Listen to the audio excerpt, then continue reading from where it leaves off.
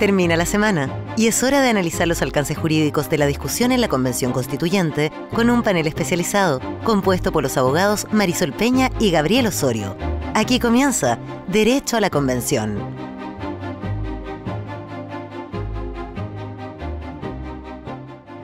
¿Cómo están todos? Muy bienvenidos a Derecho a la Convención, este espacio que cada viernes dedicamos a lo que sucede con la Convención Constitucional y todo lo relativo a las leyes que la circundan.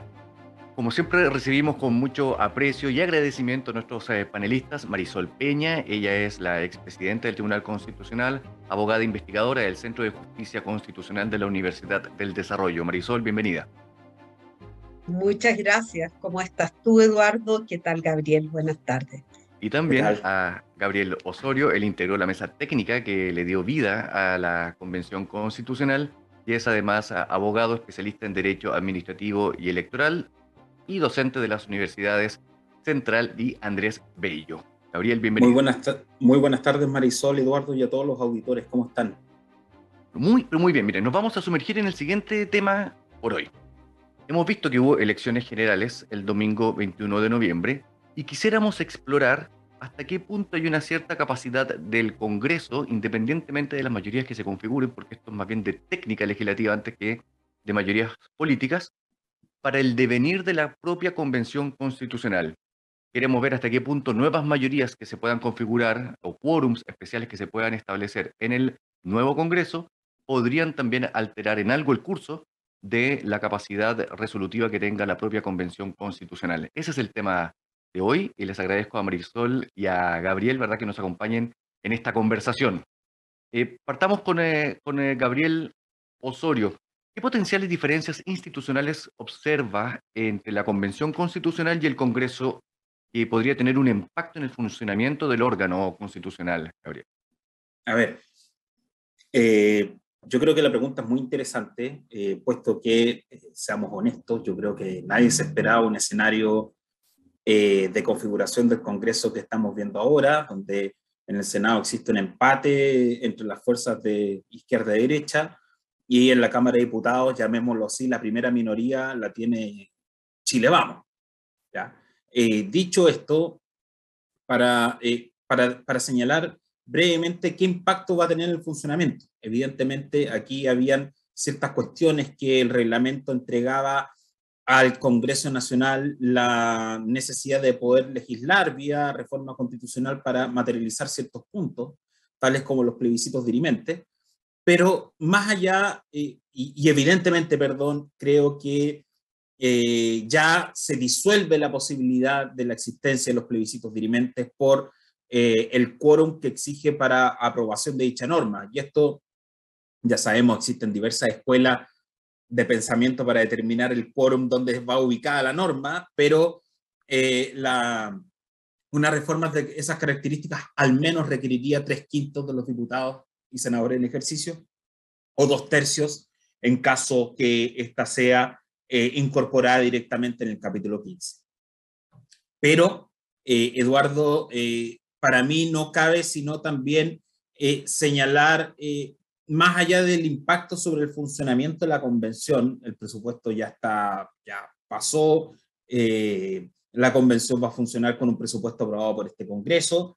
Para mí, más bien dice relación con, por un lado, aquellas cosas que la convención llame a legislar al próximo Congreso Nacional a través de los artículos transitorios, ¿no es cierto?, en que envíe, por ejemplo, un mandato al legislador para regular ciertos aspectos que digan relación con la adecuación de las normas hacia la nueva Constitución.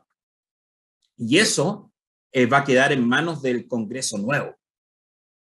Ok, exploremos eso, pero vamos a hacer porque ese es el gran tema definitivamente, pero quisiera tener un paso previo por plebiscitos dirimentes, Marisol Peña, y luego tenemos que introducir perfectamente lo que plantea Gabriel.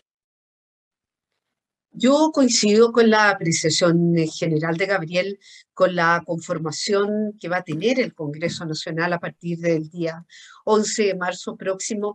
Se aleja la posibilidad de materializar el plebiscito dirimente, porque recordemos que en el cronograma, que en definitiva aprobó la Convención Constitucional, hay un plebiscito dirimente considerado, pero ese plebiscito dirimente, ya lo hemos dicho en otros programas, para poder realizarse, requiere estar contemplado en la Constitución, cosa que actualmente no acontece. Solamente está contemplado como una de las posibilidades dentro del reglamento de participación de la Convención Constitucional. Por lo tanto, no es extraño pensar que ese plebiscito, desde luego, si va a ser parte del mecanismo del proceso constituyente, debiera figurar en el capítulo 15 de la Constitución, que es uno de aquellos que hasta hoy debe modificarse por los 2/3 de los diputados y senadores en ejercicio. Pero además yo quisiera hacer un alcance, Gabriel, que es el siguiente.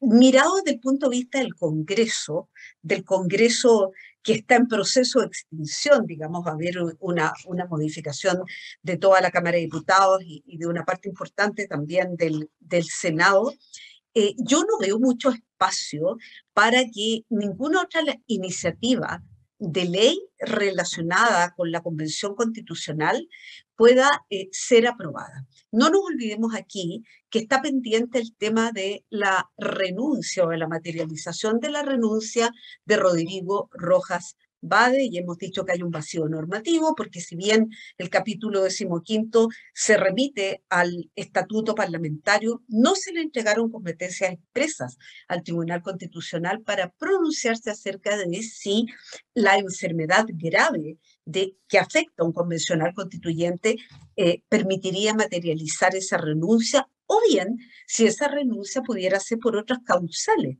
como se ha previsto en el reglamento general de la Convención.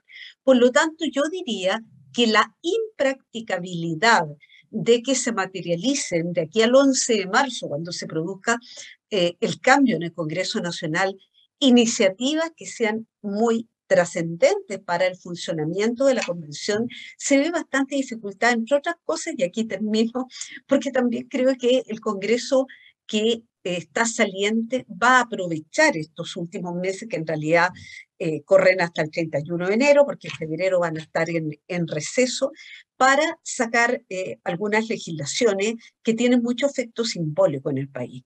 Se ha estado moviendo la iniciativa sobre matrimonio homosexual, el proyecto de ley de aborto en forma amplia y no solamente en 3 causales, y también el tema del cuarto retiro de fondos previsionales. Por lo tanto, tampoco veo que en la agenda del Congreso los temas de la Convención Constitucional de aquí a marzo tengan alguna cabida.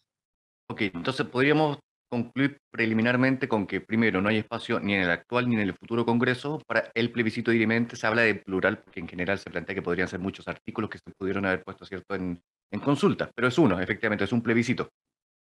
Eso por un lado. Y por otro lado, que tampoco habría espacio para un eventual cambio constitucional que resuelva el asunto Rojas Bade. Eso estaría por ahora sellado y por lo tanto habría que acostumbrarse a los 154 más que a los 155 constituyentes de aquí hasta que termine el proceso. Pero vamos ahora a explorar lo que mencionaba, ¿verdad, Gabriel Osorio, respecto de eventuales medidas o disposiciones transitorias? ¿Cuáles podrían ser aquellas, Gabriel Osorio? A ver, dentro de mi especialidad y mi gusto, creo que es imposible poder resistir el hecho de que el próximo Congreso Nacional, y me refiero por configuración del próximo Congreso Nacional, vaya a ser un Congreso muy distinto al que conocemos actualmente. Esto es, va a tener al menos paridad y escaños reservados para los pueblos originarios, al menos como principios constitucionales. Evidentemente la Constitución es la norma matriz y establece cuáles van a ser los principios o límites sobre los cuales el legislador debe moverse a propósito de la definición de cosas tales como el sistema electoral para la elección de parlamentarios. Claro. ¿Ya? Y esa regulación va a quedar al próximo Congreso, quien para la siguiente elección, en caso de que no se reseteara el sistema, cosa que ahora creo que no va a pasar, evidentemente va a ser el Congreso que va a determinar el sistema electoral, la forma en que se va a materializar la paridad, probablemente en los escaños reservados y la forma en que se va a elegir.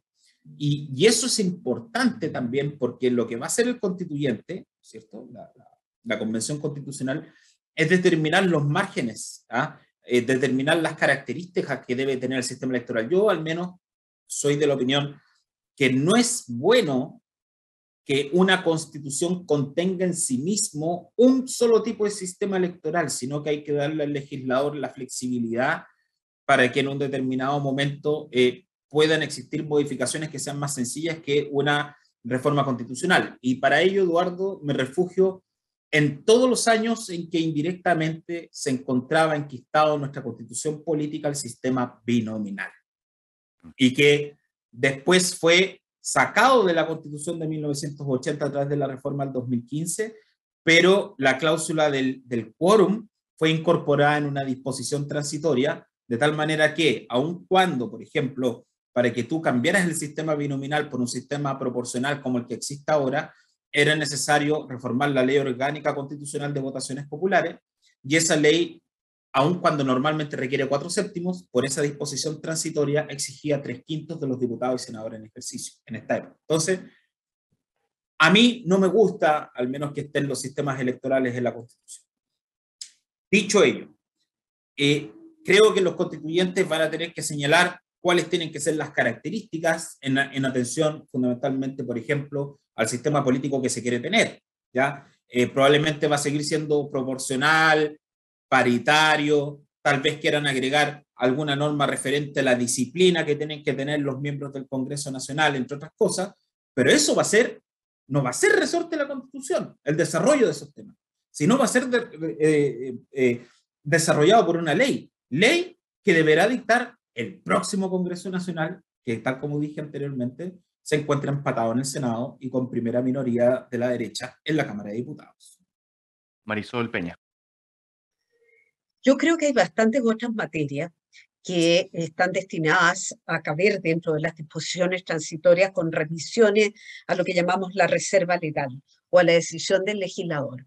Desde luego, uno podría suponer que la Convención Constitucional va a volver a un sistema similar al de la Constitución del 25 en el sentido de eliminar el quórum supramayoritario de ciertas leyes.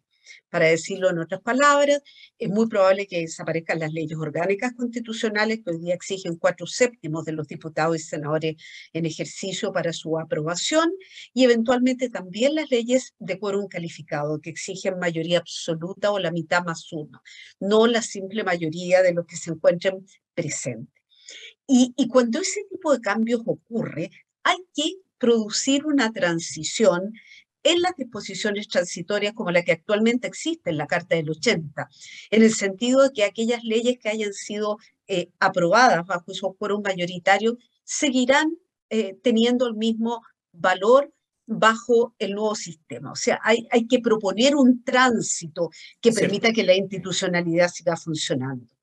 Y otras materias que se me ocurren también que van a ser muy importantes tienen que ver con materias de derecho de propiedad. Es posible que en la nueva Constitución, yo creo que ahí no tendríamos que anticiparnos demasiado a pensar que venga con disposiciones distintas en materia minera. Por ejemplo, la Comisión Especial sobre Consulta Indígena ha propuesto ahora una consulta amplia a todos los pueblos originarios donde se propone la desaparición de las concesiones mineras.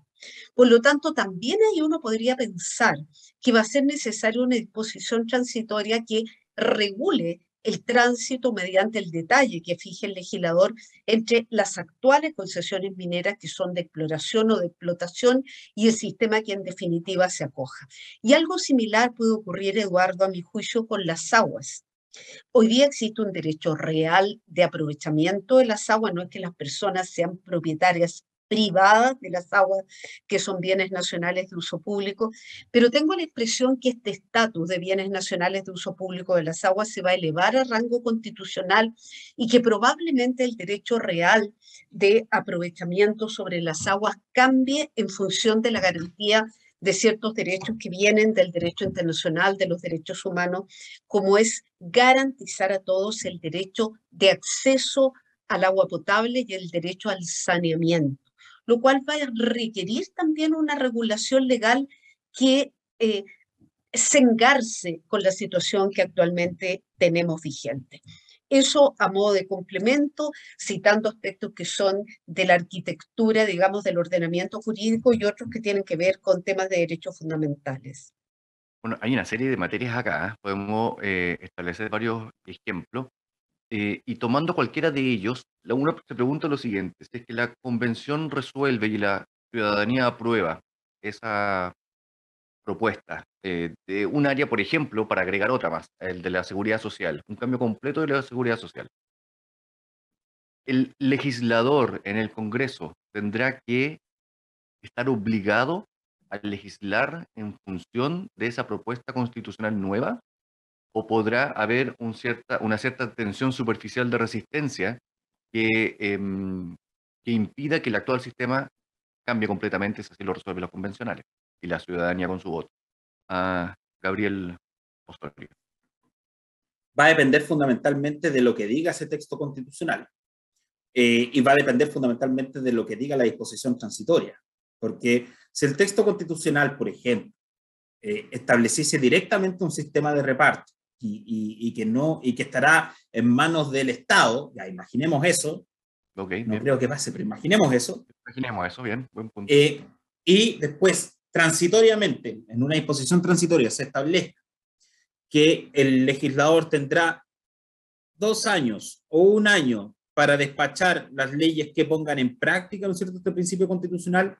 Yo creo que para el Congreso Nacional se le hace muy difícil, podría resistirse en cuanto al plazo, pero no pudiese dictar normas que fueran contrarias a ese principio constitucional, por el principio de supremacía constitucional. O sea, uno de los avances que tiene nuestra legislación, o sea, nuestro ordenamiento jurídico, ¿no es cierto?, dice relación con que existen órganos, algunos, ¿no es cierto?, algunos países lo depositan en la Corte Suprema, nuestro país, al menos hasta el día de hoy, lo deposita en el Tribunal Constitucional, aseguran el cumplimiento del principio de la supremacía constitucional, de manera tal que expulsa del ordenamiento jurídico toda aquella norma que fuera contraria, ¿no es cierto?, a la Constitución. De tal manera que, en este caso, yo, si bien pudiese existir una gran tensión frente a un mandato claro por parte de la Convención Constitucional, dificulto que no se ponga en práctica. Ahora, saliendo del caso hipotético, y dada la correlación de fuerzas que existe al interior de la Convención Constitucional, dificulto que sea así de taxativo, ¿no es cierto?, el mandato referente, por ejemplo, a la seguridad social. Yo creo que más bien se van a dar grandes principios o deberes que va a tener el Estado, y sobre ello, ¿no es cierto?, va a tener que legislar con ciertos márgenes, ¿no es cierto?, el próximo Congreso Nacional. Un solo apunte, Eduardo. Un solo punto, Eduardo. Disculpa que hable, pero uno de los grandes problemas que tuvo la Constitución de 1980 es, evidentemente, yo creo que si bien hay constituciones un poco más neutras que otras, pero no todas son completamente neutras, evidentemente esta era muy, muy, muy cargada ideológicamente, ¿no es cierto?, y que impedía, por ejemplo, en la realización de ciertos cambios, ¿no es cierto?, por ejemplo, en la forma en que el Estado se enfrenta y puede intervenir, ya sea en la economía o respecto a la provisión de derechos sociales. Ahora, lo que yo creo es que vamos a tener una constitución más neutra, y va a depender también del juego político determinar cómo esa política pública, por ejemplo, en materia de seguridad social, se va a satisfacer. Bueno, estamos haciendo harto supuesto. Yo sé que sí, yo sé. Es complejo porque no hay todavía articulado del que podamos debatir, pero Marisol, mire, tomando lo de la seguridad social o lo que usted misma planteaba en temas del agua o de la minería, ejemplos puede haber muchísimos. Gabriel pone como supuesto que el Tribunal Constitucional de hecho se mantiene como para eventualmente resolver en algún caso hipotético, ¿verdad?, de dificultades, pero tampoco sabemos qué será del Tribunal Constitucional. ¿Cuál podría ser como un escenario base lo que podría suceder en caso de un Congreso que se resista, llamémoslo de esa manera, o al menos discrepe de lo que resuelva la Convención al respecto? A ver, primero hay un punto previo que se deriva de lo que Gabriel apuntaba, al cual me gustaría referirme, y es que puede que la Convención Constitucional haya aprobado un cambio integral de algunos de los sistemas que conocemos hoy día en materia de salud, en materia de previsión social, y que en virtud de una disposición transitoria se contenga un mandato al legislador en orden a implementar ese cambio de cirugía mayor, digámoslo así. Pero podría suceder, y yo esto creo que es obligación plantearlo, podría suceder que un grupo de ciudadanos estimara que esa modificación de alguna manera es regresiva. Por ejemplo, si hasta ahora ha estado claro que cada afiliado tiene la propiedad de las cotizaciones previsionales que se encuentran en sus AFP, y el sistema eventual de reparto que se generara significara que esos fondos que hoy día son de propiedad de cada persona pasaran al Estado, podría interpretarse que conforme a uno de los principios generales del derecho internacional de los derechos humanos, ahí hay una regresión. Y eso está prohibido desde el punto de vista del derecho internacional de los derechos humanos, es decir, que se pueda rebajar al momento de regular un derecho fundamental el estatus protector que tenía previamente. Y no estoy planteando, Eduardo, una cuestión tan hipotética porque esto ya de alguna manera se ha instalado con ocasión de los retiros de fondos previsionales con las compañías que manejan las rentas vitalicias, que incluso han planteado el recurso ante instancias internacionales sosteniendo que se les empeora ya no solamente el estatus de la inversión, sino que también se puede decir que se empeora la situación de los propios afiliados, que antes tenían una propiedad indiscutible, indubitable sobre sus fondos previsionales.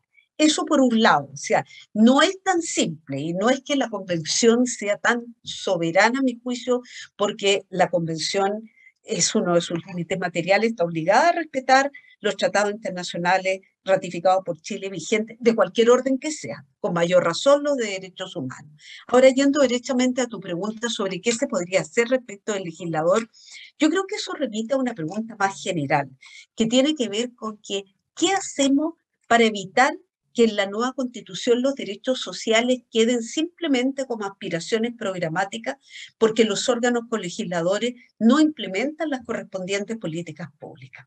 Y aquí el derecho comparado entrega distintas soluciones que yo creo que se van a tener que ponderar en la Convención Constitucional. Y es cómo poder compeler efectivamente a los órganos colegisladores a que cumplan los mandatos que derivan de la Constitución.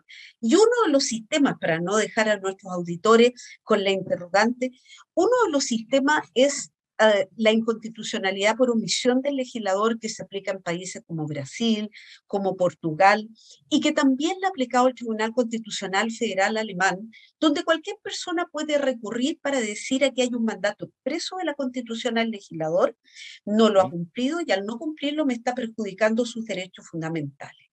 ¿Cómo se concilia entonces en ese caso el respeto a la deliberación democrática que se debe tener al interior de los congresos con la resolución de un tribunal, Corte Constitucional, Corte Suprema con atributos constitucionales, en fin, el sistema que se vaya a mantener o implementar en Chile? La forma de conciliarlo, al menos así lo hace Alemania, es que dicta una sentencia fijándole al legislador un plazo determinado, por ejemplo, un año, para que dicte la ley correspondiente. La pregunta es, ¿qué ocurre si pasa el plazo de un año y no cumplen los órganos colegisladores? En ese caso, la sentencia constitucional entra a reemplazar la ley que nunca se dictó y que ingresó al ordenamiento jurídico fijando directamente ciertos parámetros que permitan que ese derecho fundamental consagrado en la Constitución tenga aplicación. Entonces, de esa forma, en el derecho comparado se ha equilibrado lo que es el respeto a la supremacía constitucional, que las disposiciones no estén escritas porque sí, digamos, con el necesario respeto a los órganos colegisladores y a la deliberación democrática. Gabriel, ¿algún comentario de cierre?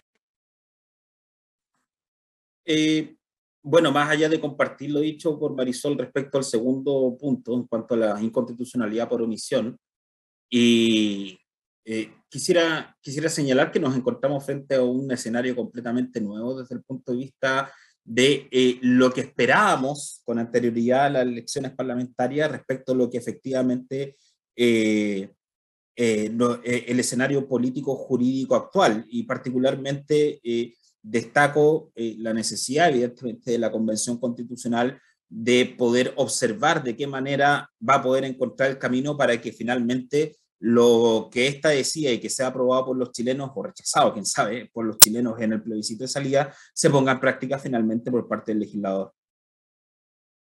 ¿Algún comentario al cierre, Marisol, como un desafío inmediato que pueda tener en este minuto la convención? No, yo voy a dejar un exocet aquí final, y es que, y es que ya se han empezado a escuchar comentarios que con posterioridad a la elección presidencial del fin de semana pasado, que va a derivar en esta segunda vuelta del 19 de diciembre, se ha empezado a instalar la idea, que antes yo no la había visto, de que el proyecto de nueva constitución que elabore la convención pudiera ser rechazado. Eso a mí, durante el curso de esta semana, con todos los comentarios que ha habido, me ha llamado la atención. Hoy día, digamos que está ya instalada esa posibilidad, o dicho de otra manera, uno de los mensajes que los convencionales estarían asumiendo, estarían meditando, es que no llevan la carrera, diríamos en buen chileno, 100% segura. Y no solo porque dependan en su implementación del Congreso Nacional, sino porque la correlación de fuerzas que ha mostrado el electorado no permite colegir una consecuencia directa en una aprobación sin más, diríamos, de este mandato que se le ha entregado a la Convención Constitucional. Bueno, convengamos que es la última vez, el 19 de diciembre, en que vamos a escuchar la voz de los ciudadanos expresadas en una elección antes del plebiscito de salida. Y por lo tanto es la única señal que van a tener hasta entonces los convencionales para dirigir el debate. Son decisiones colectivas, quizás esa es la complejidad. Pero bien, esa será una conversación para otro viernes a las 17 horas en la señal 2 en pauta.cl, o para otro domingo a las 10 de la mañana en las frecuencias que tiene en todo el país Radio Pauta, así como en el canal de YouTube en Pauta TV. Aproveché de dar todos los avisos que se me olvidaron para variar al inicio de esta conversación. Marisol Peña, Gabriel Osorio, muchísimas gracias por haber participado en este episodio de Derecho a la Convención. Gracias a usted. Bien. Tarde. Nos vemos en otra oportunidad. Hasta luego y muchas gracias por su sintonía.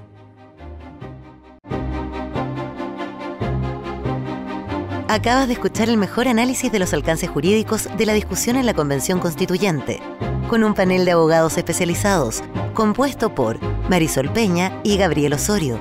Esto fue Derecho a la Convención.